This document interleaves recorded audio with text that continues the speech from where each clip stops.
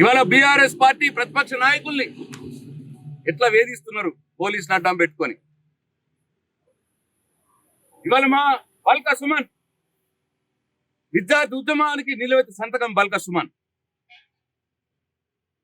వందల వేల లాఠీ దెబ్బలు తిన్నాడు ఉద్యమంలో. ఇవాళ కేతన్పల్లి మున్సిపాలిటీలో బీఆర్ఎస్ పార్టీకి 22 సీట్లలో 14 సీట్లు బీఆర్ఎస్ పార్టీ గెలిచింది. 22 సీట్లలో 14 సీట్లు బీఆర్ఎస్ పార్టీ గెలిచింది. కానీ అక్కడ బీఆర్ఎస్ పార్టీ చైర్మన్ కానియకుండా బల్కా సుమన్ తీసుకుపోయి వాళ్ళ జైలు వేసినారు. ఆదిలాబాద్ సెంట్రల్ జైల్లో ఉన్నాడు ఇవాళ బల్కా సుమన్. అంటే ఏంటి? రైతుల కోసం ప్రశ్నిస్తే, రైతుల కోసం పోరాటం చేస్తే ప్రశాంత్ రెడ్డిని కేసులు పెట్టి వేధిస్తావు.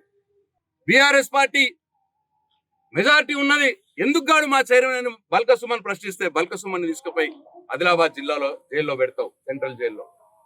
దయచేసి నేను తెలంగాణ సభ్య సమాజానికి, మేధావి లోకానికి కూడా విజ్ఞప్తి చేస్తా ఉన్నా. ఉద్యమంలో మేము అనేక సార్లు అనేక రూపాల్లో మేము పోరాటాలు చేసినాం. ఆనాడు ఉన్నటువంటి సీమాంధ్ర నాయకులు, సీమాంధ్ర ముఖ్యమంత్రులు కూడా మా మీద ఇంత దౌర్జన్యం చేయలేదు. ఇవాళ రేవంత్ రెడ్డి మా మీద అంత దౌర్జన్యం చేస్తా ఉన్నాడు. ఆంధ్ర ముఖ్యమంత్రుల కంటే ఎక్కువ దౌర్జన్యం ఇవాళ రేవంత్ రెడ్డి మా మీద చేస్తా ఉన్నాడు.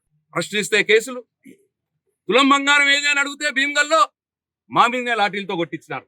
46 మందికి లాఠీ దెబ్బలు తగిలినాయి. ఉల్టా మా మీదనే మళ్ళా కేసులు పెట్టినారు. దయచేసి బాల్కొండ నియోజకవర్గ ప్రజలకు, రైతన్నలకు కూడా విజ్ఞప్తి చేస్తా ఉన్నా, గమనించండి. ఈ ప్రభుత్వం మా మీద, మీ తరఫున మేము ప్రశ్నిస్తే మా మీద ఎటువంటి వేధింపులకు గురి చేస్తుందో ఒకసారి గమనించండి. అయినా సరే మేము అదరం బెదరం, రైతన్నల కోసం పోరాటం నిరంతరం కొనసాగిస్తూనే ఉంటాం.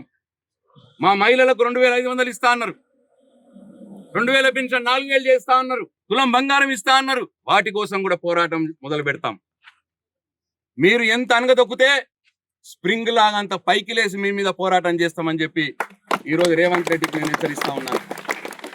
ప్రజల పక్షాన, రైతుల పక్షాన ఈ కేసులు పెడితే మేము బెదరం, తప్పకుండా ఇంతకు రెట్టింపు ఉత్సాహంతో రైతుల పక్షాన పోరాటం చేస్తాం, మా ప్రజల పక్షాన పోరాటం చేస్తామని చెప్పి ఈ సందర్భంగా తెలియజేస్తూ సెలవు తీసుకుంటున్నా.